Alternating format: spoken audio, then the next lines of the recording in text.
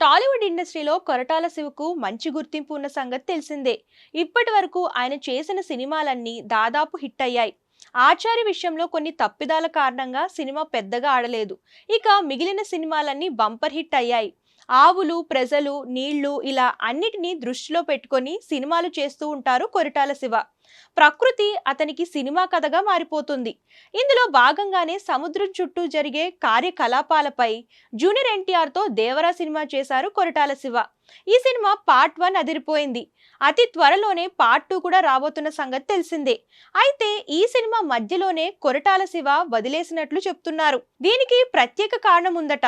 Junior NTR నటించిన war 2 కాస్త negative talk తెచ్చుకున్న సంగతి తెలిసిందే. అంటే జూనియర్ ఎన్టీఆర్ కు కూడా ఇది ఎదురు దెబ్బ.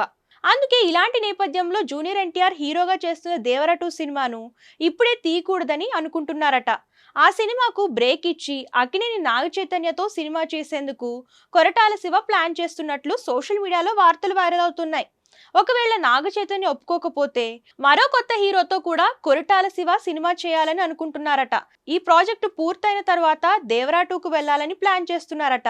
దీనికి సంబంధించిన న్యూస్ వైరల్ గా మారింది. ఇందులో ఎంత మేరకు వాస్తవం ఉందో తెలియాల్సి ఉంది.